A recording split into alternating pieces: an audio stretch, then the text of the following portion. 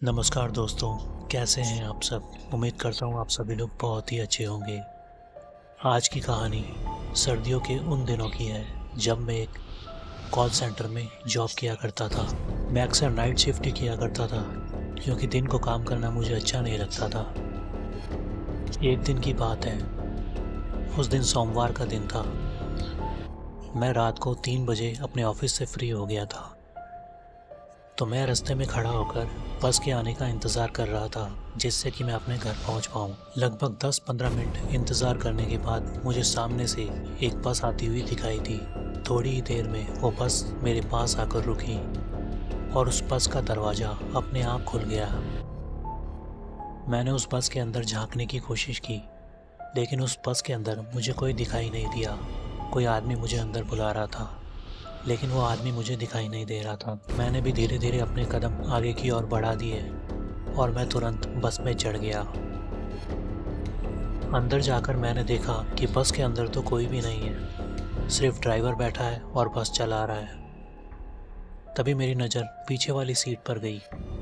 मैंने वहाँ पर देखा कि एक बूढ़ी औरत अपने चेहरे को कपड़े से बांधकर पीछे वाली सीट पर बैठी हुई है। तभी बस अचानक चलने लगी, लेकिन बस जैसे ही चलने लगी मुझे ऐसा लगा कि ये बस सड़क पर नहीं बल्कि कहीं और चल रही है। मतलब मुझे ऐसा लग रहा था जैसे ये बस हवा में उड़ रही हो। फिर बस के ड्राइवर ने मुझे कहा कि जाकर पीछे वाली सीट पर बैठ जाओ जहाँ पर अम्मा बैठी है। तो मैंने बस वाले की बात सुनकर अपने कदम उस बूढ़ी औरत की तरफ बढ़ाने शुरू किए।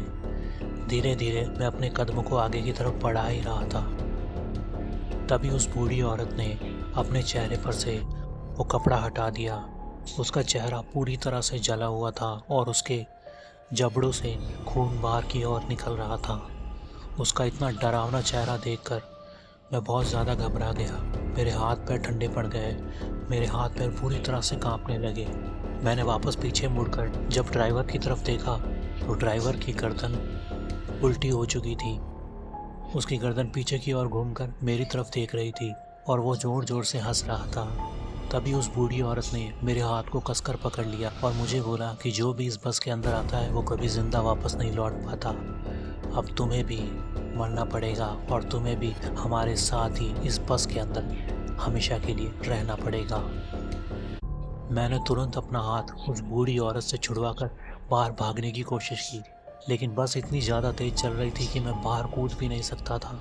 मैं बस के दरवाजे के पास खड़ा खड़ा बाहर की ओर देखता रहा, लेकिन जब वो बूढ़ी औरत धीरे धीरे मेरे नज़दीक आने लगी तो मैंने ज़ोर से बाहर की ओर जंप कर दिया और अचानक जाकर मैं बाहर की ओर गिरा। मेरे घुटनों पर बहुत ज़्यादा चोट लगी और मेरा सर जाकर किसी पत्थर से टकरा गया और मैं वहीं खून से लहूलुहान हो गया। उसके बाद मैं वहीं पर गिर गया और बेहोश हो गया। सुबह जब मेरी आँख खुली तो मैंने देखा कि बहुत सारे लोगों की भीड़ वहाँ पर लगी है और लोग मुझे पूछ रहे थे कि कौन हो तुम और कहाँ से आए, यहाँ पर कैसे आए।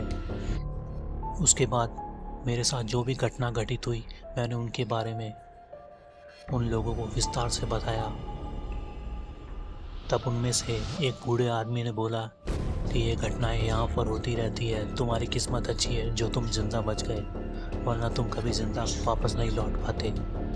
उस दिन के बाद मैंने रात के समय बस में सफ़र करना ही बंद कर दिया। उसके बाद मैं हमेशा अपनी गाड़ी से ही सफ़र करता हूँ। तो आज की कहानी को यहीं ख़त्म करते हैं। उम्मीद करता हूँ कहानी आपको अच्छी लगी होगी। अगर कहानी अच्छी लगी है तो वीडियो को लाइक करें, कमेंट करें और चैनल को सब्सक्राइब करना ना भूलें। मैं मिलूँगा आपसे ऐसी किसी नई वीडियो में, तब तक के लिए बाय बाय।